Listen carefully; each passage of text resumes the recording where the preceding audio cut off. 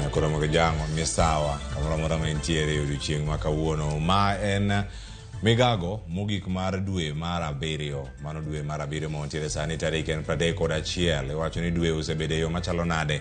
Odiochieng' makiny wachako dwe manyien kendo wantiere kamono moko ni gigo mosebedo kata kabiro ni kantiere counties mopogore opogore. Odiochieng' ma kawuono kiny ma kawuono gigo mathoth ahinya mosebedo kata kawaluoni kaachiel koda moko bende ma jofwambo wa oikore godo e yo makare e tung piny Kenya kod moko bende matimore e pinje maoko. Arwakni machiegni ne mar odiochieng' ma kawuono wasingo ni mar yudo weche manyien gi kuku margi kowuok e konde duto machiegni. To mokwongo magi thuond weche.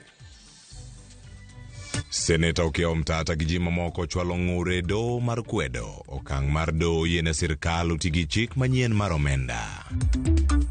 Mohewo jopuonjre 140 ma yande timo penj mar KCSE higa mokalo oyudo thuolo e mbalariany mag sirkal kod mag ji giwegi e pacho ka.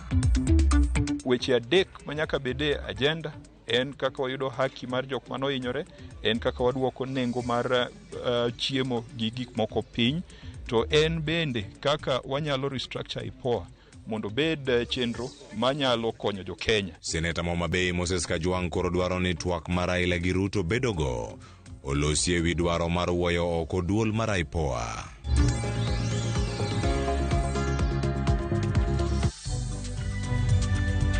Machiegni nyakora Kajwang' yudo weche achiel kachiel kokalo e mbui mar Ramogi TV, maniyudo kata e Facebook Ramogi TV, YouTube Ramogi TV, kaachiel koda ka e konde duto mayudo kata Twitter, kaachiel koda ka Instagram tudi kocha kata Ramogi TV KE, ka en Twitter, Instagram Ramogi TV Kenya. Yudi chenro beda achiel kachiel e mbui mar Citizen Digital kama yudo gi kata achiel kachiel. Ibed kod ng'eyo odiochieng' ma kawuono gin weche magi mar Ramogi TV e chenro mar Migago waiko ne yo makare. Tudi koda bende Facebook fan page mara Cleophas Oluoch, Twitter yuda kata bende @Cleophas Oluoch. Arwaki machiegni e weche manyien odiochieng' ma kawuono e chenro mar Migago. Nyinga Cleophas Oluoch. Arwaki machiegni e weche manyien odiochieng' ma kawuono e chenro mar Migago. Nyinga Cleophas Oluoch. Jakisumo kanya kwar mokiew nyaka chango. Odiochieng' ma kawuono wachagi mago matimore wechego mag doho kotendre kod chikno mano mar omenda. Seneta ma Busia Okiya Mtata kod jo Kenya mamoko adek bende koro tero ng'ure doho mamalo mano mogik pacho kae ka ging'ur ewi okang' manyo kaw kod doho mano mar apil mayiene sirkal chako tiyo gi chik manyien mar omenda. Mtata, Eliud Karanja, Benson Odiwuor kod Ongima Oigoro koro kanyo okoni ok gimor kod ng'eto mar jong'ad buche Mohamed Warsame wacho kanya Kithurima Mnoti kachal koda ka Ellen Omondi. Kama jong'ad buche go bende nyocha okoni sirkal biro koso omenda mar tayo chenro mage kaponi omed geng'o ne chikno ma bende koro nitiere kacha mano makne bura kapodhi nyime.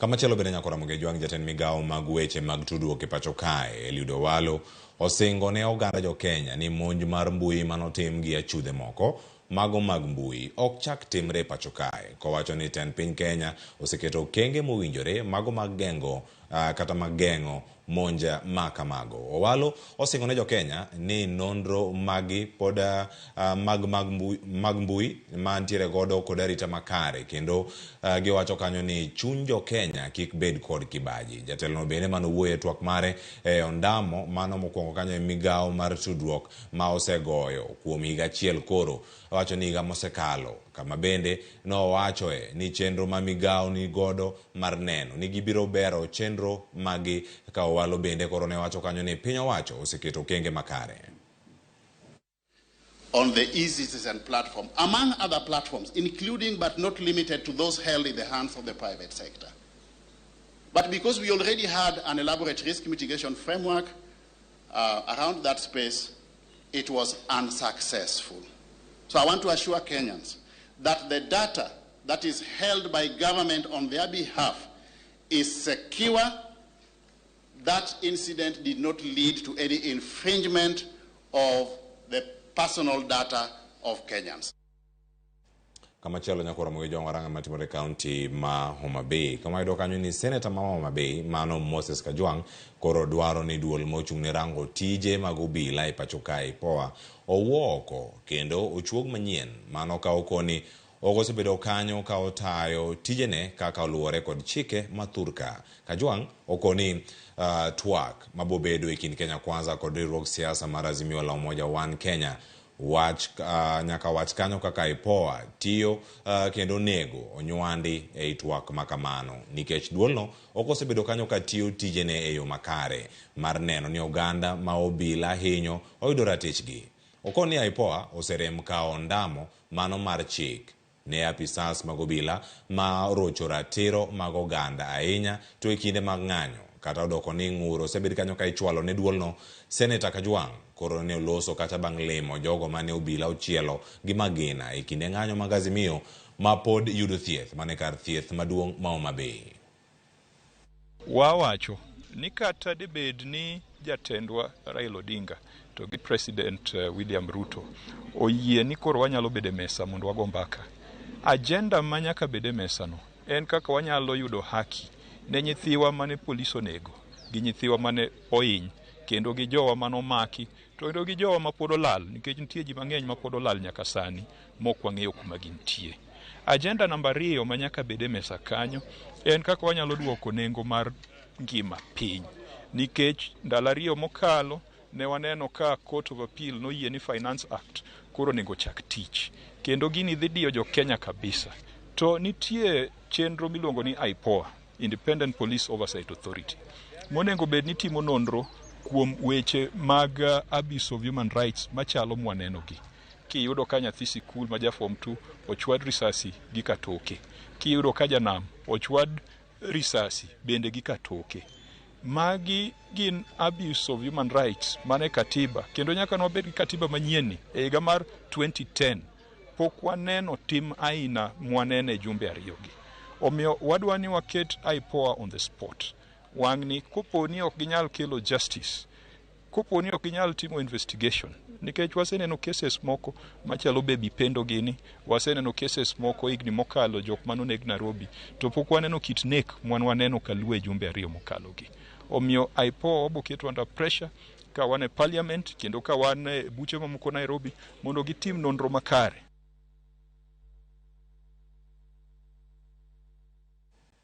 Kama chalo nyakora Ramogi Juang e kinde ma chenro koro dhi nyime duond bura no mano mar Amani National Congress ANC oyango sir network e kind jatend piny Kenya William Ruto kod ogaye mar Azimio Raila Odinga. ANC koni twak owinjo ket mbele mano mar dwaro mar jo Kenya ma ok mar jotelo manyo lemo e sirkal.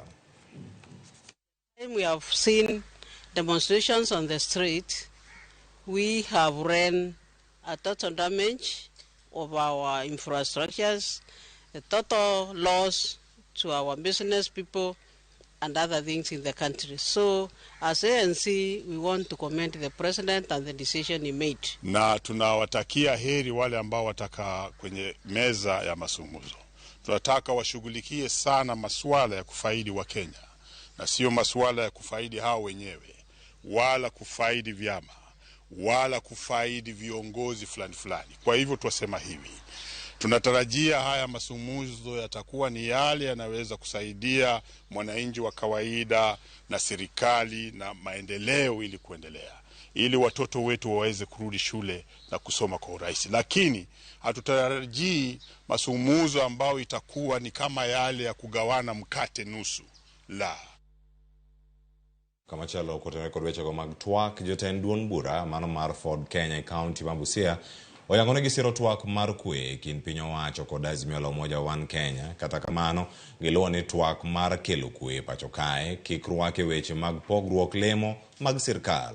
Jotend Ford Kenya go bende koro okone ogaye mar Azimio Raila Odinga mondo miyo yie ni Ruto ema ne oyudo loch yiero mokalo kendo en gima kare wacho ni gimakre kanyakla e kelo lokruok ne oganda jo Kenya. Gikoni geno margi en twak ikin jotelo ariyogo biro bero uchumi wa pachoka. Mazungumzo yako, mazungumzo tunakubaliana na mazungumzo sababu hakuna mtu anataka vita, na mazungumzo ambayo tunakubaliana nayo sio mambo ya handshake ama nusu mkate, hapana. Ni mawasiliano tu, mazungumzo ya amani nchini. Watu wazungumza, manake binadamu lazima kuzungumza, lakini ikiwa wako na idea ambayo sio ya kubeba masufuria kwa kichwa, idea ya kupunguza gharama ya maisha hapa nchini, walete, na mimi nina hakika rais atawasikiza. Mazungumzo kwa hao viongozi wetu ifanyike, na mazungumzo ni kwa sababu ya amani tu. Watoto wetu wamepotea, mabwana zetu wameuawa, ndugu zetu wameuawa. Kwa hivyo sisi tunataka nchi iwe na amani. Nchi inapokuwa na amani, tutafanya biashara, tutatembea na tutafanya mambo mengi sana. Aya koro mo jwa pod wantiere imbo mar piny Kenya wadhene county ma Kakamega. Kawero kanyo ni jotelo ma Kenya Kwanza county ma Kakamega orwako kang mar twak kind jatend piny Kenya William Ruto kod jatend Azimio Raila Odinga. Kata kamano gikwero jotelogo mondo mi kik rochi chenro ma oketi mag lalruok kendo tiyo godo e yo mano mar manyo ber ni gin giwegi. Sisi viongozi tusikue hardliners. Sisi wenye tuko karibu na William Ruto na wale wako karibu na Raila Amolo Odinga tusikue hardliners. Wananchi wanaumia. Shikali kario. Ndio sisi tuna support hiyo mazungumzo, na mimi nikiwa mtu wa Azimio nataka kumwambia ya kwamba Raila hakusema anataka nusu mkate. Hiyo tunataka tujue vizuri sana. Si ndio? Yeye anapigania mambo yenu. Wengi wetu tunaunga mkono mazungumzo hayo, lakini pia tunasema lazima sauti ya Mkenya kupitia kwa zile kura ambazo hupigwa wakati wa uchaguzi lazima ziheshimike. Isiwe kila wakati baada ya uchaguzi mtu akishashindwa kura anasema lazima tukae chini ndio hata mimi nipate kitu. Ruto president kukaa na Raila ni kitu mzuri, kwa sababu afadhali wakae washindwe kuelewana, wapigane ngumi kwa hiyo nyumba, lakini Wakenya tuwe salama. Watoto wetu wasikufe kwa ajili ya sisi wanasiasa. Ninaunga hiyo kitu mkono. Wadhi imi kwa Ramogi Jongo hilo kanyo ni Bishop mano makanisa kupere diocese ma Eldoret Dominic Kimengich. Dwaro jo siasa mondo mikoro tim siasa margi gikwe ma ok gipogo ganda. Kimengich owacho ni jotend kanise oikore mar tayo twak kendo golo dwach jopiny ewi weche mamulo Kenya. Oyango ni jotend dinde nigi ratiro mar bedo kod pogruok e siasa madhi mbele pachoka. Nimekuwa nikifuatilia yale wanasiasa walikuwa wanasema. Jambo moja tu ningeomba sana, kuomba tusiwe na haraka kukashifu kanisa. Na tukumbuke mahali tumetoka. Tukumbuke mahali tumetoka. Nia ya maaskofu wetu ni kuona kwamba nchi yetu iko na amani. Na kwamba kama kuna shida, na tunaona kuna shida, basi tunaomba viongozi wetu wafuate hiyo njia ambayo imesemwa hapa ya kuweza kuongea, kusukumuza. Hatusemi waongee juu ya handshake, lakini waongee juu ya amani katika nchi yetu ya Kenya. Kwa sababu nchi ikiharibika, zote tutaumia. Hiyo tu ndio maaskofu na kanisa ndio nataka tuwe na Kenya ambayo kuna amani, Kenya ambayo kuna umoja. Aya kwa Ramogi Jongo report mawuok diocese ma Eldoret mano e county ma Uasin Gishu na mondo mwaka wiyogi kanyo. Kasani wakonu wero kamana nyako medo bedo kodwa ka. Kasani wayuda ne jari adek mabire kono wani chendo gidhi nado. Wacho ni orma wote machuok SMS line wanari adek auchiel nono. Facebook wantiere live. Paro kote kod weche manyien mabiro ni sani gin mage. Akale mokari adek kapok waka wiyo masani. Eunice Adhiambo wacho na sedonjo e chenro kendo luwo chenro cha kachiel. Nora Hawi wacho na sedonjo kantiere Siaya Alego. Miwa uru paro kote kod chenro mabende biro sani. Aya otego no joka Karakai makoro bende wado kale mokari adek. Ruth Nyathi Ochieng wacho ni twagno kiko bedi maro yoma wacho ni wadwa faida. Ruth kawuok umoja Ramogi Lerndi. Erokamano nya Leonard Otieno wacho ni en locked ni chenro. Onyango Alan wacho ni mae Onyango Alan mano mar Kamata. Okane ka kwayo mar twakno okodhi bedo maber. Erokamano ahinya. Ouma Biti wacho kani Cleophas ni mayom kan Migori Mauma Beatrice kan ka ka ya paga kata kamano ane chenro kenda luwo twak yo makare. Erokamano nya Frederick Omondi Ondule wacho ni ayudo chenro manyien mag weche manyien e yo makare kaka pile nitie boma ma Kisumu kan kanyo e gweng'no an kanyo kod Fred wuod Nyakaila Jaseme Kadero nyakoro mo gijuango duogo kod mathoth moiko ni e chenro ni mar Migago. Koro kikiti mabor kete karka wacho ni ma e od weche gi duto mabiro ni achiel kachiel kae mwagoye mbaka medikete Ramogi TV.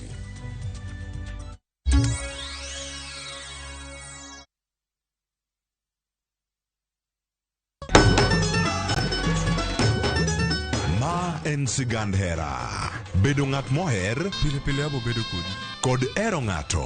Abe abo eri nyaka chieng'. Wuoth mar nyako marawera manigi chuny motegno. Mama, kapo ni dwa kumo ng'ato to kuma an. To loso chikene owuon. Kiwuoyo go wadwa majaga. Nyise ni inidwa kenda mapiyo. Kata bedo ni joot osiko ka gitemo ng'ado ne paro e gima gidwaro. En ng'ama chal nade midwa ni mondo kend mehe. Wachna. Mae ng'ama dwaro. Ining'eyo kaka ich wang' mar mama ni chal. Anyalo timoni gima rach. Be hera gibiro tony nyaka giko. Choti Sardani Sario gi dakika 15 otieno e Ramogi TV.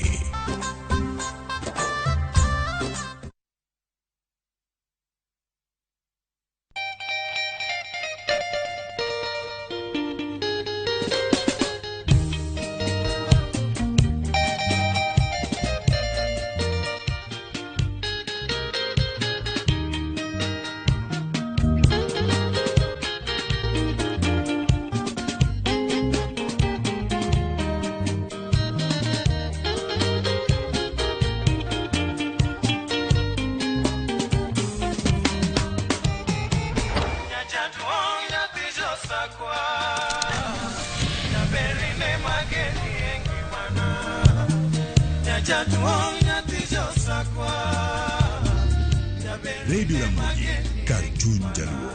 Radio Ramogi.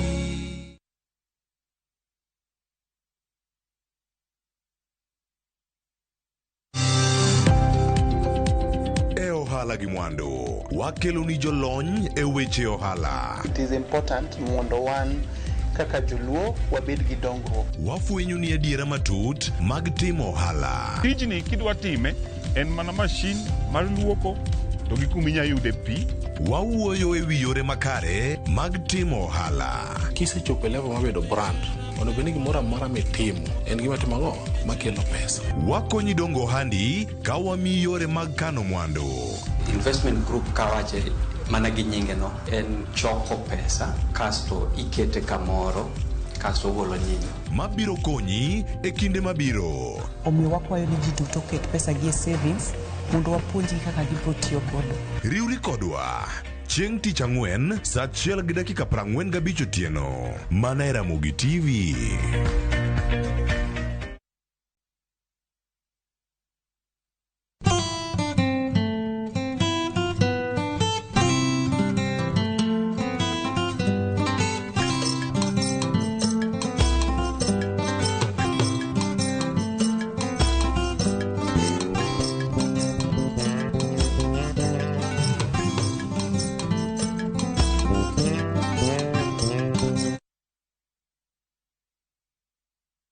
Welcome to Shabikila. Play Shabiki Virtuals on Shabiki.com for a chance to win huge cash prizes from low stakes. Jisetie stake na how much you want to win. Kuna penalty shootouts, defender and so many virtuals only on Shabiki.com. Shabikila, the easiest virtuals in gaming. Not for persons under the age of 18. Betting can be addictive. Play responsibly. Shabiki.com is authorized and regulated by the BCLB license number 416.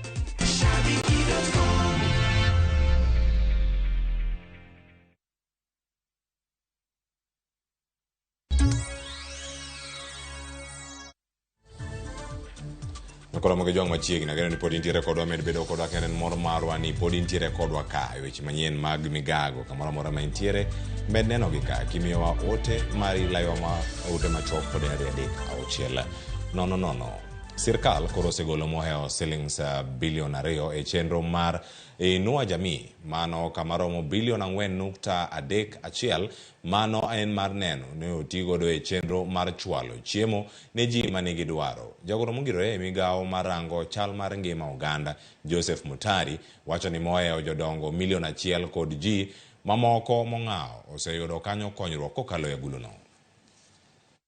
Kulingana na ile maagizo ya President wa Jamhuri ya Kenya Daktari William Samoei Ruto kwamba niwe nalipa hizi pesa kabla hatujaanza kulipa mshahara ya wafanyikazi wale wa serikali. Nataka kuambia kwamba kwa sasa tumeanza hiyo program ya kwamba tutakuwa tunalipa hii pesa kwa muda ambao unafaa. Na niseme ya kwamba kuanzia Ijumaa iliyopita tumelipa hizo pesa. Ziko katika akaunti za watu tofauti katika Jamhuri ya Kenya. So langu ni kusema ya kwamba His Excellency the President ambaye ako mstari wa mbele kuhakikisha kwamba hizi pesa zimefikia wale watu ambao wako katika chini, kwa kiwango cha chini, ama ile kwa lugha nyingine tunaita wachochole, itawafikia kwa haraka iwezekanavyo, kwa sababu wale ni wazazi wetu, wale ni watoto wetu ambao hawajiwezi, ili waanze kukua na hizo pesa kuwasaidia katika maisha yao, kununua dawa na kuwasaidia hata kwa chakula katika jamii zao.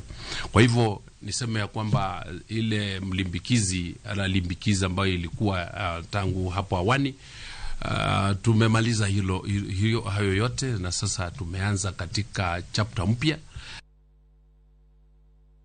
Kama chala Ramogi jwang riwruok mano mar Kenya Private Sector Alliance KEPSA koni gi yango ni chiegni mano kwan maromo 45% mag rowere kaunti ma Mombasa oge kod thuolo mag tije. Gino mikoni kidek nyayo rochruok mar arita e kaunti no. Kaluwore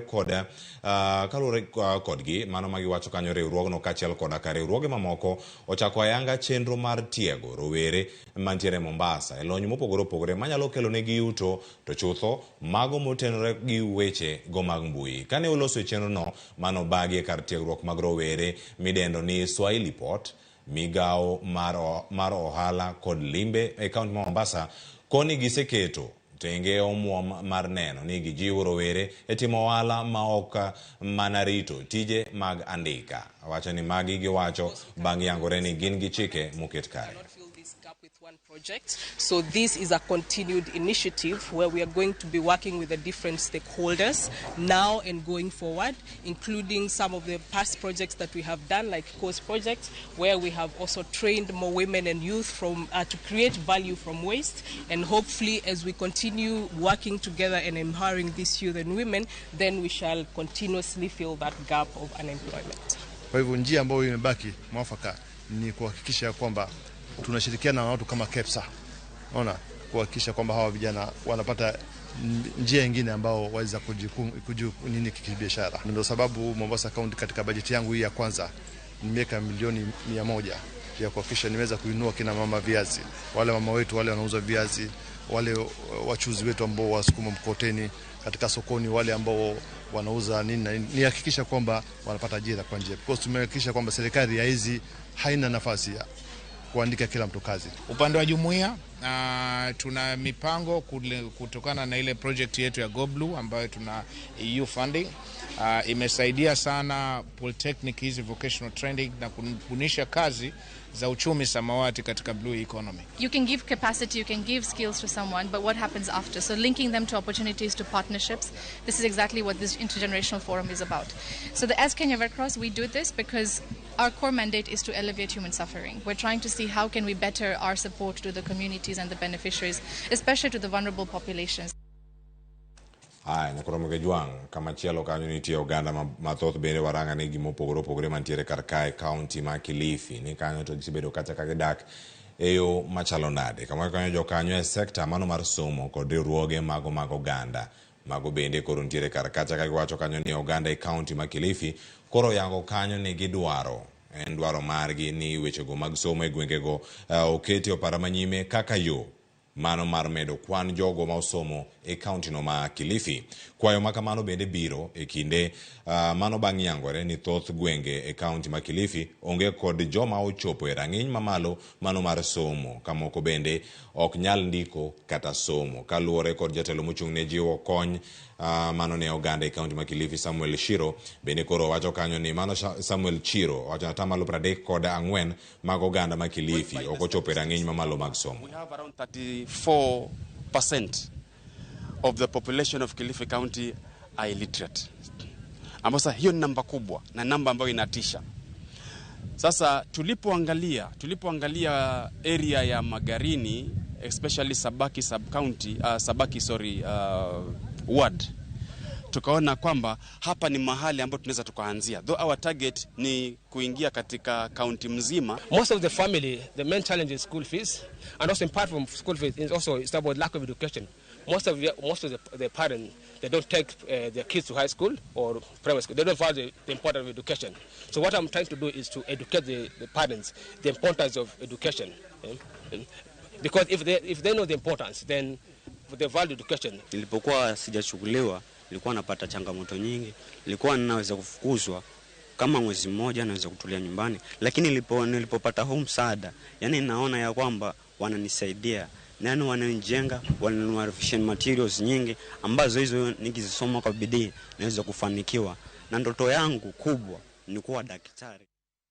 Haya, wadhani County Masiaya koro yudo yedhe mong'ere kaka mebendazole kod praziquantel, mano yedhe mochiw kod riwruok mago mag thieth e piny mangima WHO, makoro ibiro chiw e kor gwenge county no mano Masiaya mar konyo kedo kod tuono mar njofni kod mano mar kachocho masani koro landore e county no Masiaya.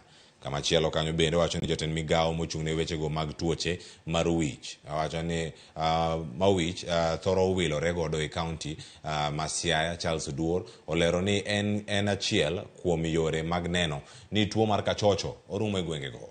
Jodak ma county Masiaya okwa mondo oneni girito weche mag ler kod jolupo, bende okwa mondo mi oti kod chope e yor konyruok.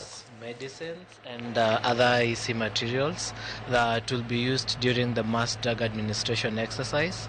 938,800 tablets of mebendazole and 348,000 tablets of praziquantel. Of importance today, we are receiving drugs. The two important drugs that we'll be using, that is praziquantel and albendazole tablets. Among others, you can see over here, we'll be having IEC materials. We'll be having the reflector jackets that will be used by our county, our CHVs. So we are really grateful for this support. It's important to prevent these diseases. Like the worms, most people think that they don't have worms, but you'd find that both adults and children, they have worm, and it is important that everybody, both children and adults, are dewormed. And the people along the lake, they should prepare well before going to the lake, because when they defecate inside the lake when they are fishing, then they also contribute to the spread of these diseases. Kamachele county Nakuru nyakoromoge juang jo hala moyo 400 e boma mano mana Ivasha okwedo chenro mar county Nakuru nigo mano mar daro jogo mabende osebedo kanyo ka yango chiaye mana mondo mi ochiw thuolo mar gedo ni alap mar bago tuke kod romo. Jo hala go bende osingo mar dhi e doho ponono ni county no Nakuru odhi nyime gi chenro magi wacho ni gibiro timo e thuolo mantiere e boma no mano Nakuru ka gedo mar alap makamano. Aya, kamachielo kanyo wacho ni dwe mokalo county no Nakuru nochiwo boke manyiso ni gisechako chenro mar loko lo maromo makamano kata maromo eka 55 manochiw gi jo Ingereza mano chon. Wacho ni nyaka sani manengo gibende koro ichiwo kacha nengo mogonyore mondo mi ogere alap mag tuke. Jo wala go bende ywak ni kar yengo mong'ere kaka mano ger kanyo kod beino mano mar piny mangima higa mar 1980 osebedo kanyo ka konyogi ahinya. Imetolewa 5 acres na pahali tuko tungeomba watuwekee perimeter wall Sisi hatubisani na wao na hiyo uwanja ya chini. Waleta hiyo stadium wanataka, hata itakuwa kubwa zaidi ya hiyo stadium walisema ya Nakuru. Maana hiyo stadium ya Nakuru hata iko kwa 23 acres. Na hii acres iko hapa ni side karibu 40 something. Kwa hivyo watu consider kama public, juu hii kijijio ni ya public, sio ati ni yetu tu peke yetu.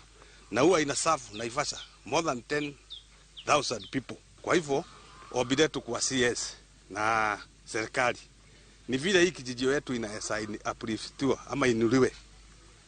Diposa hata sisi wakati tuko hapa tunafanya biashara tukue hatuna wasiwasi, hakuna tasuisi yote, maana ni sisi bado ni public the same na wale na hiyo stadium inaletewa hapa. Sisi maendeleo tunaitaka, lakini hata mahali wanatupeleka iko ndani ya watu.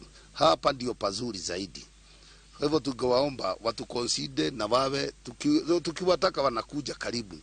Tunaongea na hawa sasa, wanaongea wakiwa mbali. Hata kama ni mkutano, wawache kuita watu wenye sio wa kichinjio. Waite wenye wako ndani ya kichinjio. Ili hata kama ni kamati wa kichinjio. Tuko na wakubwa wa kichinjio wa county council, tuko na wakubwa wa kichinjio wa health wenye wanatuangalilianga nyama. Kutuko wana wakubwa wa kichinjio wenye wako ndani ya kichinjio, wakuje waulize watu wa kichinjio wenyewe. Shida ya kichinjio ni nini? Juu sisi shida ya kichinjio ni kila wakati tunaambiwa tutoke hapa twende upande wa Hell's Gate. Upande wa Hell's Gate tunaweza enda. Lakini kichinjio yetu ni ya hali ya juu kuliko hiyo yenye imejengwa Hell's Gate. Oke county mana Nakuru county ma Kiambu. Kamaro kanyo ni piny owacho mano mar county ma Kiambu tayo chenro mar chiwo obok mag lowo mago ne weg lope maromo kanyo 600 mayudore gwenge ma Manjiri e Limuru. Ten county ma Kiambu okao ting makamano bang' kambi mane ouso ne oganda golo mano ne opodhi ni 20 mokalo kane poko mingi obok mayangogi kaka weg lopego. Weg lopego sani dhi nyime kod ndikruok e apis mochung' ne weche mag lowo e county ma Kiambu mondo mingi yud obok mag lowo mabiro konyogi e timo ohala kod lopego.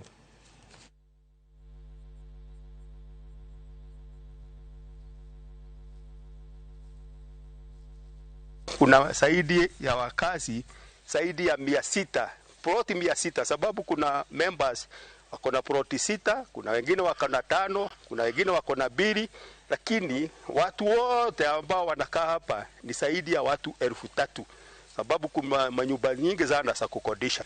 Tunataka tu title. Hiyo mambo mengine ya zamani hatutaki. Mambo ya kutuambia twende tukapewa clearance letter Githurai ndio twende tukachukue title, na sasa hiyo unaambia utoe pesa nyingine 20,000, hiyo ndio tunasema hatutaki. Wapeane register ya wale watu wenye plot, ndio county government isimamie hiyo mambo. Ile pesa ambao ni kodi ya serikali ambao imepitishwa lazima mtu alipe, hiyo yote tutalipa, lakini hii wanaitisha yao 20,000 hapana. Hiyo ya serikali ile tutabia Nairobi, tukiambia ile ya registry ya Kiambu ile tutatoa, we are ready to pay. This is the hub. We have a fully fledged university, St. Paul's University.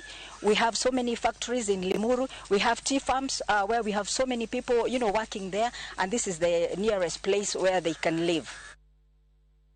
Ele county mama kweni gavana mama kweni Mutula Kilonzo Junior bene koro kwayo jo Kenya maromo milion 4 matiyo e pinje maoko mondo miyo kan yutogi e sectors mapacho kae mondo miyo kony medo thuolo mag tije kod ting'o malo uchumi mar piny Kenya.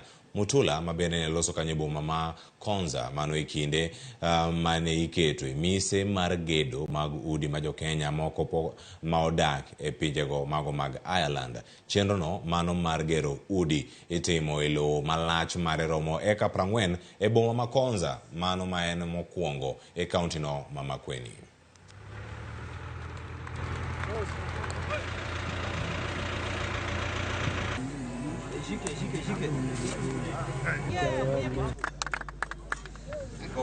We keep insisting that Kenya is the best country we have.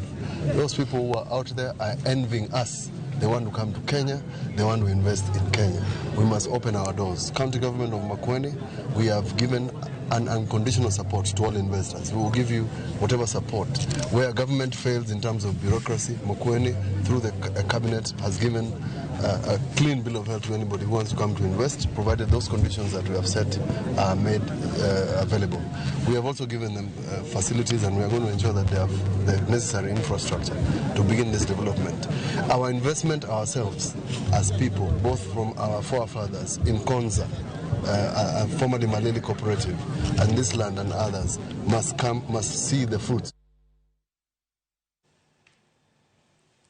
Nyokola mo jwa wontere karaka ko rosane wa ni wakau yueyo masani ko woni ro kama nyako mkete karaka ya wacho ni kakapele wako ni kanyo ni inbende kamitere karaka cha yudo weche kata lendo makamage yo machalo nade kudon kodi karaka ka wayuda ne ote moko area dek matire karaka minzone wacho no cheno kaitere kalangi amorgi cheno marupiny mano mara Migago chieng maka uono nyakwaro tieno makachore wacho ni no kan Kisumu Frederick Omondi wacho ni antire karakaya wacho ni kickbedi wacho ni kickbed manani pogo telo e kindgi giwegi madhi bedo kache twak wacho ni gidwok no garama mar ngima matekni kuom duoko fuel piny pod gigo mochuno mano kaka chiemo. Erokamano ahinya George Benja wuod kaduongo bentie karaka wacho ni Ramogi TV ondisore yo makare. Waduogo ka bang' yo mokao sani sa osekalo dakika 35 tok sa 7 seche mag Afrika ma Ugwe. Waduogo gi weche makama.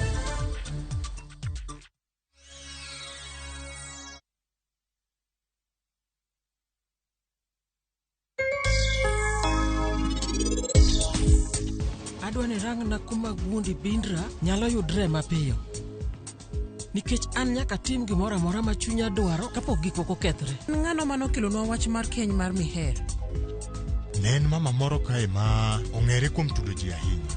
En iluonge ni Shano. Seche ma an abiro yudo namba mar Shano no, nikech inibiro neno kaka mama nibiro nego winyariyo manyisigo katiyo gi kidi achiel.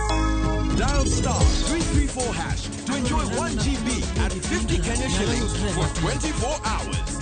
Bundle exclusively available on Airtel Money. Okay, nimeshaseti hiyo 1 GB. Sana data yako kwa kuku tu.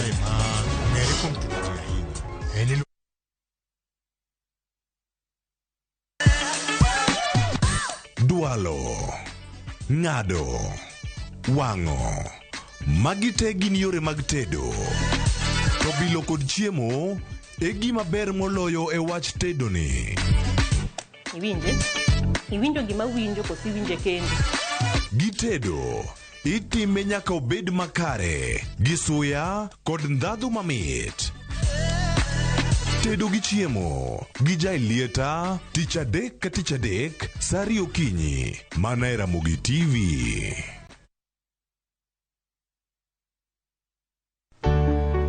Pur mar maua, pidho jamni, magi te gin yore mag pur.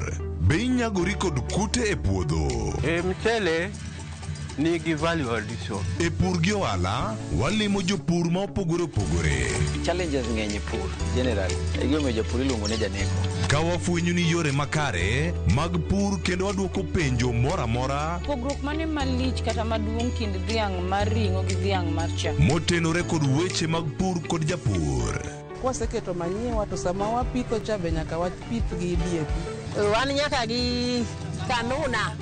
Manya pika mongo. Riuri kod alori nyaka Black e chenro mar pur gi ohala. Tich adek ka tich adek saa 1:45 otieno.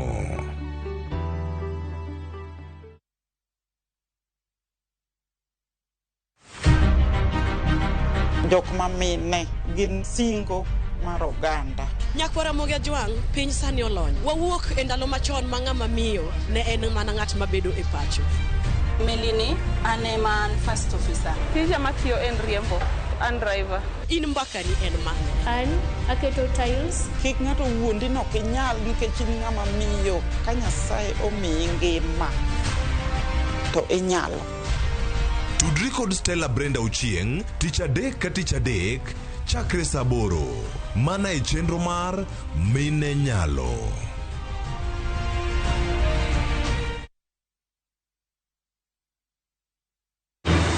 Apostle Julius Subi invites you to the Heavens Fire Prayer Summit. Generate supernatural power. The summit will be held at the Nyayo National Stadium from the 1st to 6th of August 2023. Guest ministers: Prophetess Cindy Jacobs from USA, Pastor Robert Kayanja, Uganda, Apostle John Kimani William, Kenya, Archbishop Harrison K. Nganga, Prophetess Francina Norman. Remember, the dates are from 1st to 6th of August 2023 at the Nyayo National Stadium. This is an annual convergence of God's army. For more information, call 0757 223233.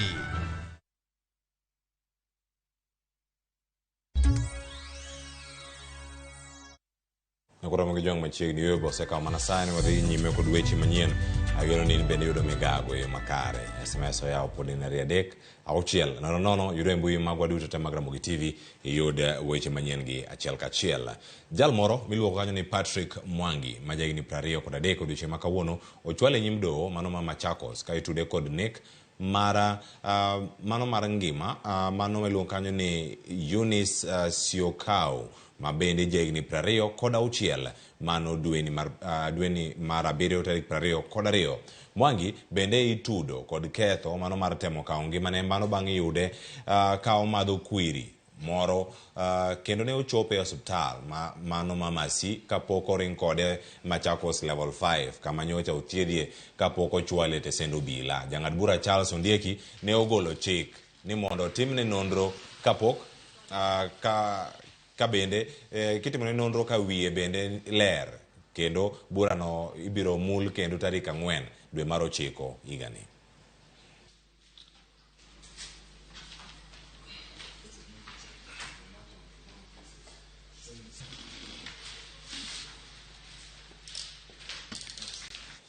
Nkora mwijo kama chelo, yuarwak mar telo, koro kwa kanisa mano mar Methodist, county ma Tana River, kod Lamu, kaluwore kod Bishop manyien ma ochwal mondo mi ochung'ne gi gino ma bende koro oseduoko chien chenro mag kanisa no.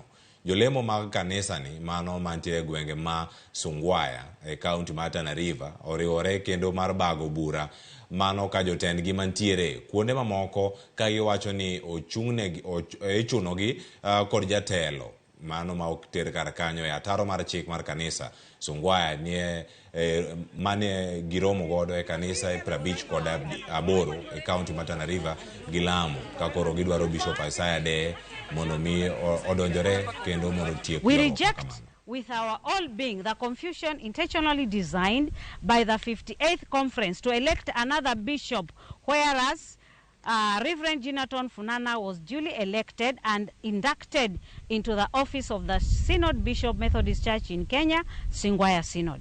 The act of imposing another bishop into Singwaya Synod shows outright malice and highest disrespect to the people of Singwaya, who love and honor their bishop. There is no room for confusion and intent division in our synod. It is unfortunate that the conference that is supposed to be the symbol of our connectional unity is now masterminding how divisions and chaos would thrive in the synod to give them work to do. We want to be busy with the gospel. Please note, we believe this is not asking for too much. Let the Methodist Conference revoke the election of Reverend Salati as Bishop to Singwaya Synod to avoid further undermining of evangelization in this great synod. Sisi bado Singwaya tunampenda, manake yeye ni mwetu, na tunampongeza kwa sababu ya hicho kiti ambacho amepata, lakini kile tunataka arudi nyumbani, atengeneze nyumbani, maana yake kumeharibika. Hatutaki watoto wetu wapiganishwe. Maana yake kuchagua bishop mwingine bila sisi kujua ni kusema anatupiganisha kama Singwaya. Sisi msimamo wetu ni kwamba kama kuna jambo lolote ambalo tunatakikana tulitatue ndani ya kanisa. Maanake ukitoka nje ya kanisa inakuwa ni vigumu. Na sisi ndio mnasikia msimamo wetu, hatutoki ndani ya kanisa. Aya kora mogejua nkagina watoki nje ama ndani ya kanisa wadhiane county ma Kisumu. Kama ero kaja ni pok en achiel kuom yore mathoth oganda ahinya to mago marowere geto mar bero ngimagi masani kod kinde mabiro. Kakoro janyuol nigi ting' mar chiwo thuolo mar jiwo dongruok margi. James Okoth nogonwa sigana makamae kendo koro mano mar Bahati mabende osebedo kacha kamoro jiebo ma Kisumu giwende kata obedo ni pod en japuonjre mano mar primary. Egenga paya mochomo tesende Nyaburko machuny boma ma Kisumu. Waromo gi Felix Bahati, jaigni 11 kendo ja klas 5 e skund primar ma Victoria. Katimo gima ohero kendo ma oyiero. Wer. Bang'e waluwe nyaka e geng Akekiyore makachok kama ower ka ochomo jo ohala manenore ka gima pek mar ngima olalo pachgi ka ojiwo gi giwer e yo machalo kama. Ati nini amuna kakitu musijali bilin talipa. Kotieko to osudo kendo kama chielo wach ma jodak ma Kisumu koro puoyo pok mar Felix ma osebedo kalombo gi kinde ka kinde ka en gi thuolo. Pok wayudo jok manyalo ting'o jok man gi talent gi malo kata nyithindo man gi talent gi malo. Ower mamit kendo en gi talent ma kobedo na chad to nyalo bedo somewhere kuma kata Papa Jones gire nitiere ka nitie ng'at monachagi. Bahati lero kaka ochwalo chenro mare mar somo kod kaka okawo thuolone mar jiwo pok mare mar wer kalek mare en konyo anyuolane, oganda mamoko kendo dak e ngima makare e kinde mabiro. Monday to Friday I go at the school, to Saturday gi Sunday awer wende mar gospel, cheza na maneno, nikiamkadela niko na song gi mar uchumi. Anyalo nyiso nyithindo wetena kama kidwaro talent ni obed maber nyis ji. Wafwambo nyaka e pargi, Nyalenda Mama Safi kama wayudo kamin gitimo ikruok motelo ni chiro magodhiambo. Bahati na chake nke nyathina ni kani gi ich mare ne ni machiegno tato iya koro chako chieng' no na luonga Bahati nyaka sani to kweli eni Bahati kila gike kala kama kata e school eni Bahati kata janyuol japuonj oherega ang'eyo kuma obiro gola oko chieng' moro. Ojiwo jonyuol mondo oyang thuolo ne nyithindgi mondo gijiwgo pok margi mana kaka chenro mar lai mar somo masani CBC paro mabende jonyuol wetene yego. With CBC ndiye ka nyithindo moko ntie ka gi develop some talents in school maybe ka gin gi jowetegi.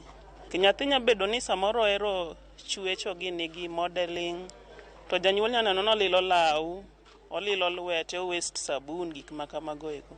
Koro kiwe nyathi king'iyo nyathi ka grow tiwe odhi mbele yako nego beni kakineneno then in future nyathino nya grow mondo bed ng'ama at least nigi gimore mbele kata somo kende.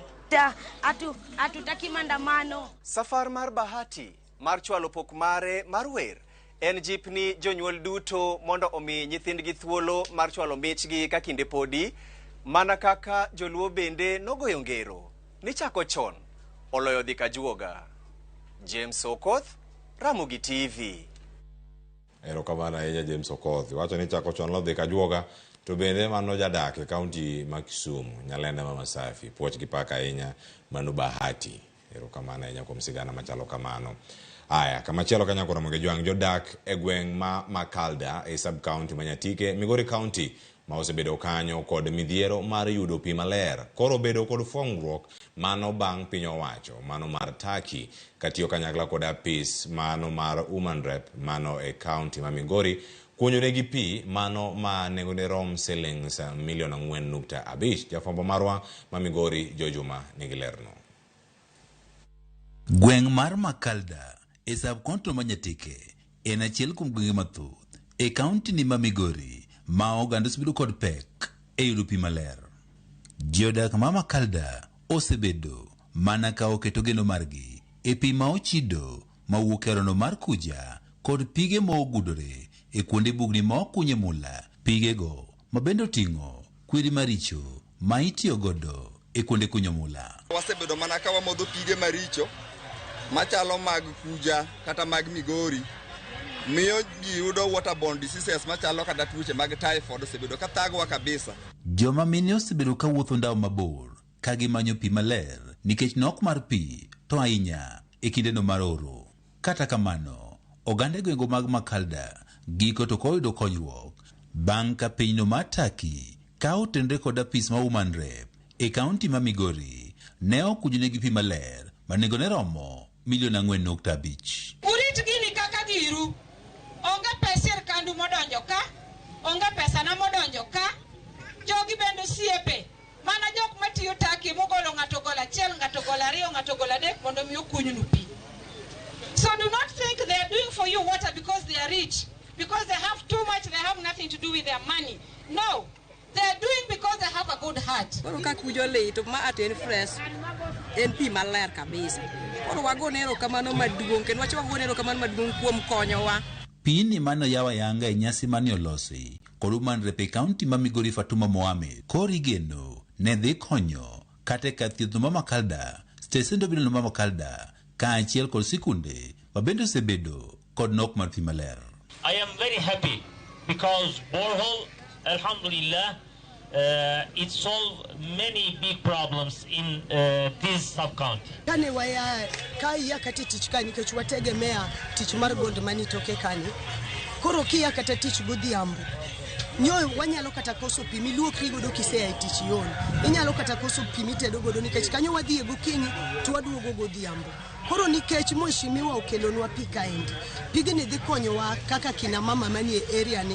Jodak ma Makalda wacho ni gintie kod geno ni tuoche ma osebedo ka sandogi nikech gitiyo kod pi molil koro dok piny. Tulikuwa tunasumbuka sana. Mimi kama mimi nilikuwa nanunua maji. Mtungi mmoja wa maji ulikuwa ni 25 shillings.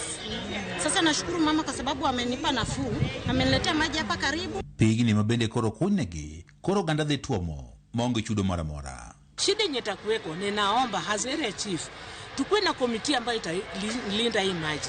Tukuwe na wafanizi ambao watakuwa wanalinda hii maji isiharibike na isipotee bure.